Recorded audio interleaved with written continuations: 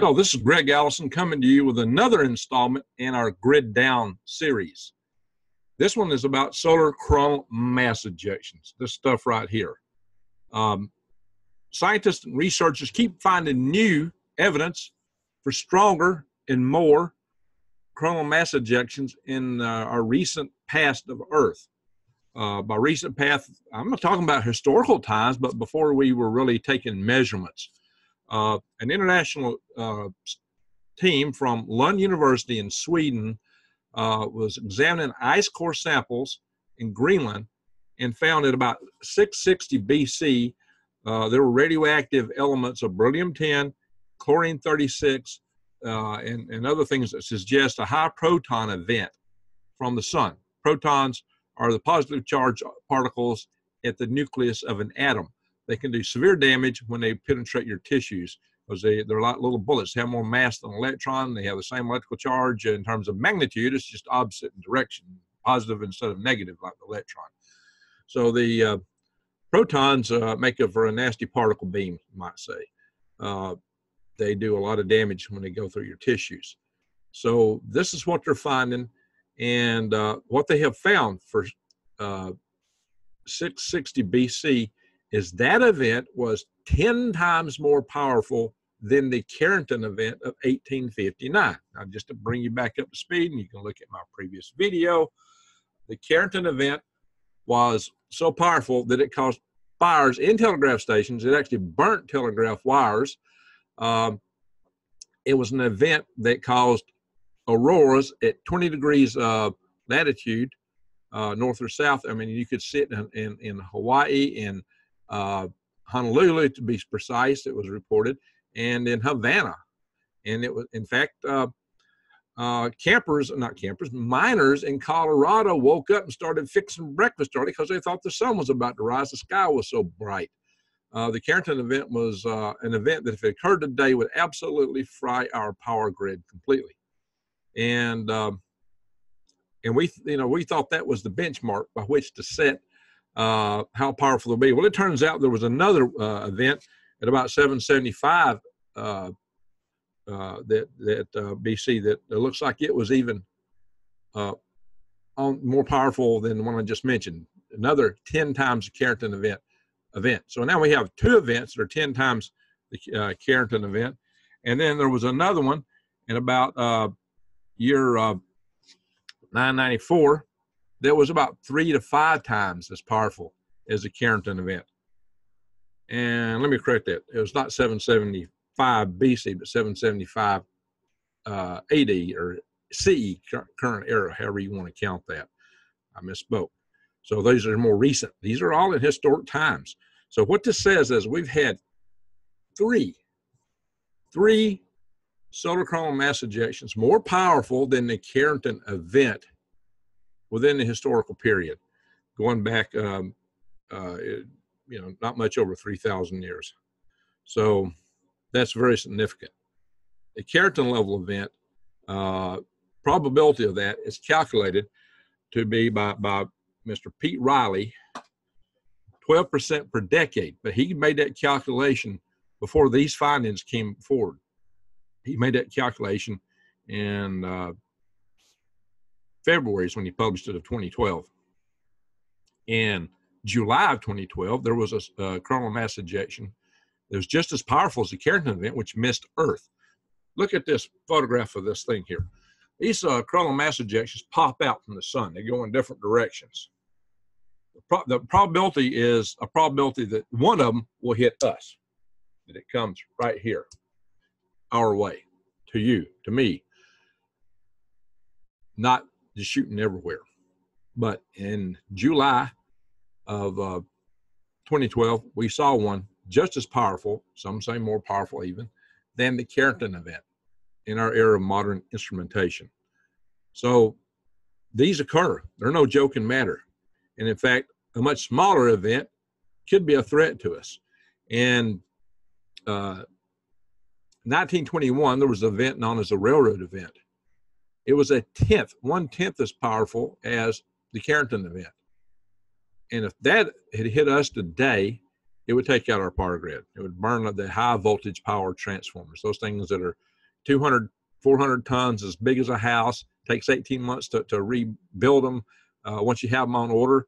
And without electrical grid, how do you put things on order? How do you put things in place?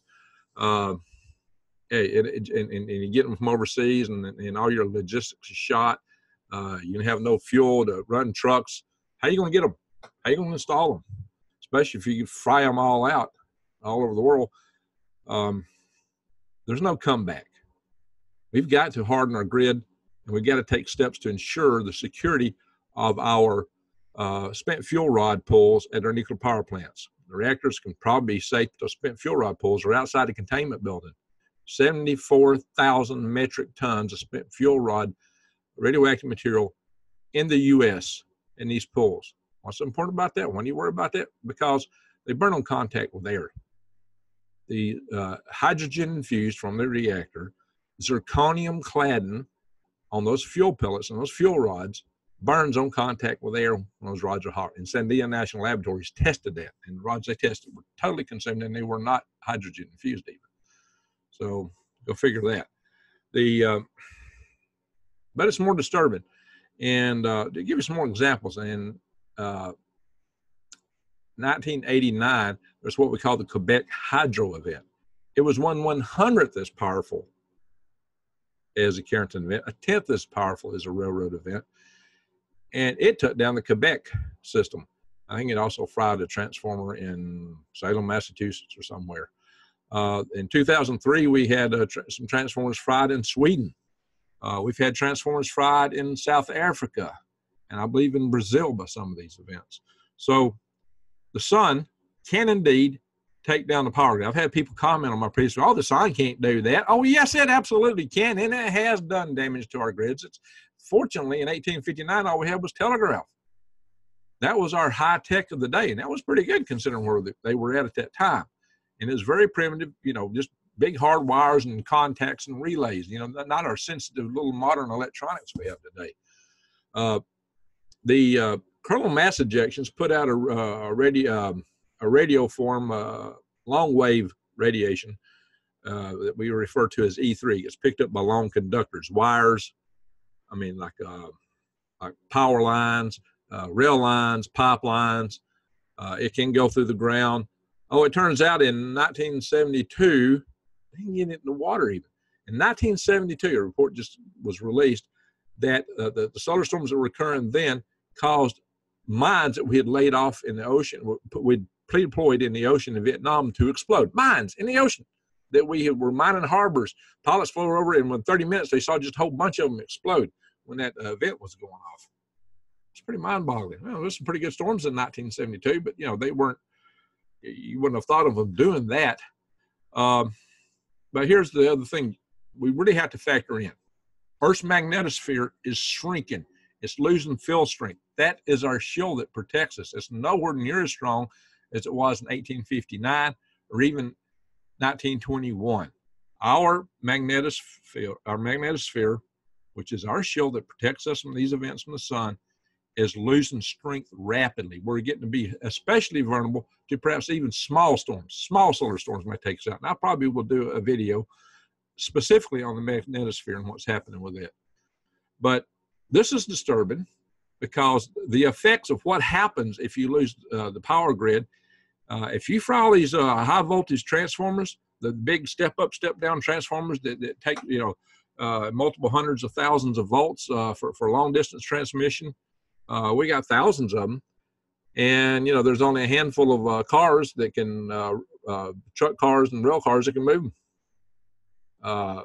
And then you often have to move a lot of stuff around to move them. The logistics of getting them in, it takes 18 months. Once you've ordered it, providing and the facilities of manufacturing are mostly in South Korea and Germany. So you got to ship it. So you got to have shipping, logistics. You got to be able to pump fuel. Everything we order today is over the internet. Well, guess what? There'll be no internet. There will be no fuel getting pumped because the pumps run off electricity. We're going to have problems. Refineries are going to have issues. So think about this. Our power is the linchpin, the keystone of all our other utilities, all the things that we depend on. Water is pumped by electricity. fuel, as I mentioned. Without fuel, tractors don't run. Fertilizers aren't made. Without fuel, you're not getting the stuff to the stores. But if you got it in the stores, the cash registers wouldn't work. Everything's electronic. There's no more of the little ching, ching, ching cash registers. Everything's electronic these days. Their inventory system, they don't even know how to operate. Even the doors is operated by electricity. Everything runs on electricity today. And the internet, everybody orders everything through the internet. Nobody even knows how to fill out a paper form or where to send it anymore or how to receive it. I mean, it would be a nightmare if the grid goes down. Now, we're so dependent on the internet and on electricity, it's not funny. Yeah, sure. Go back and look at the videos of my dad. I talked to him about when he lived before they had electricity. It was a very different world back then, very different world. But they didn't have to then worry about hordes pouring out of the city. Most people lived in the country already, and they grew their own food, and they knew how to grow their food with all these chemicals and fertilizers because they didn't have them. If you want to be able to do that, I've got a worm farm. Check out my link below, and you can buy worms and use the worm products to help you grow your garden. And watch my videos about growing your own food. That's what you're going to need to survive in grid down situations, among other things. That's part of the puzzle that you're going to need to work out. And also, I do have, while I'm mentioning it, I do have other things here. Do another share here. Give me just a second.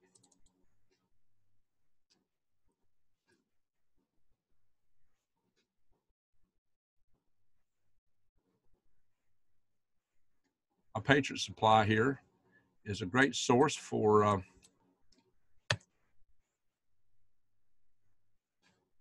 heirloom seeds, which you'll need to be able to plant your garden.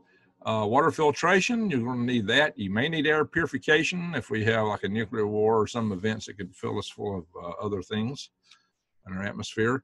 There's survival gear here. And what most of you would be interested in is this long-term food storage. And yeah, this is my internet here. Don't like that. Not running all that great here.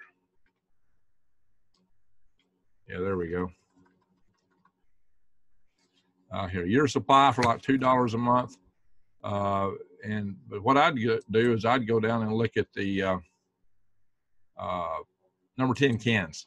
That's really your best deal for long-term storage. And these huge cans. And you can store those in your pantry. If you want to bug out, then get the other stuff. Enough said on all that. So, yeah, and if you want to get worms, go to my website, greengregs.com. Come up here to buy red worms and more. And there's your page on ordering them. You can get into why I raise them, how I raise them, but better yet, watch my videos on that. So all that's covered. So I'm going to stop the share. All right. So what we know is that we're at grave risk without electric power. Like I said, my dad's generation was a wholly different world. I've had so many people comment and say, oh, it's just fine to be a reset. You know, nothing wrong with that. That'll be great, be wonderful. I'll live on a farm. Do you know how to grow food without buying chemicals? Do you know how to grow all the food you need to eat? If you do, great. I'm happy. But a lot of people don't. In fact, most people live on a farm these days, don't know how to do it. I've had several people tell me they're going to hunt, even after I told them that all the game would be wiped out within a couple of months, and it will. Good luck with that. Maybe you're hunting long pork. You know what that is. I hope not, but people will be. So you got to find ways to defend yourself, secure yourself. But the key thing is, if they come take all your supplies, even if they raid your garden, they can't raid your mind unless they kill you. But as long as you've got a brain and breath in your air, you've got hope. Keep some seeds and grow stuff. Also, I do cover foraging in the forest in a couple of my videos, and I'm going to do a lot more of that down the road. That's definitely going to be a helpful thing. But eventually you will want to plant stuff. You will want to grow your own food. You won't make it without it. Got to be able to do that. So all that said, and another thing you have to consider, what didn't occur back in the day in addition to not having 74,000 metric tons of radiation going off in spent fuel rod pools, which is 280 times more radioactive material than all our nuclear weapons. Not a trivial thing. But think about the cities. Like I said, back in the day when my dad was a kid, 80% of the people lived in the country, and they were growing their own food. Today, about what, 80%, 60, 80% of the people live in cities. And even the people in the country don't grow their own food or know how to. Most of them don't. Some do. But there's so many people. Just drive around the country and look at all the houses where there's no gardens. Now, out in the real rural areas, most people really are growing something. But a lot of times they just grow summer vegetables. You really can grow vegetables in early spring, late fall. And are they putting things up? And how much of their storage techniques require power? Freezing. You got to learn some new techniques. And are you going to be able to can? How are you going to can without your cooker and without being able to go to the store and buy the supplies you're getting? Things to think about. So drying is a way to do it. That's what people used to do. They used to cut fruits and vegetables and put them out on something to dry. So think about those things and prepare yourself.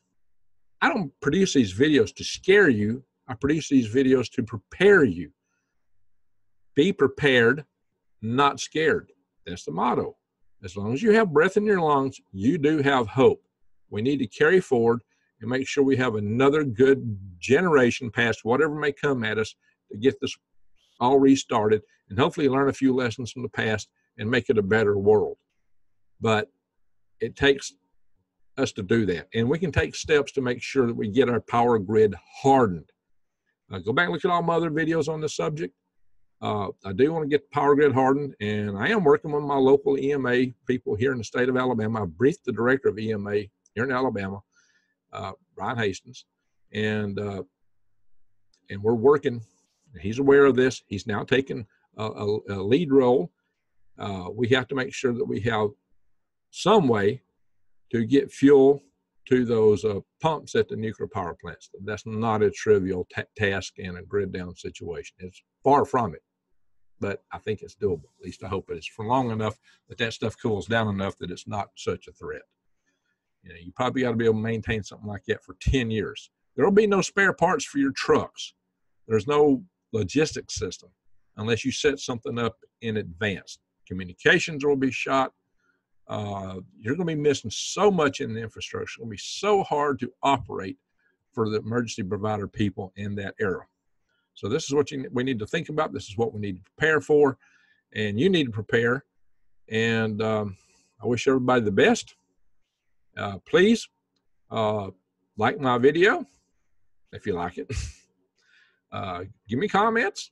I have a hard time responding to everything. I do have a day job, but I am interested in what you say. I do scan through them, whether I type in a response or not. I try to at least look at a lot of them, and I see a lot of good comments.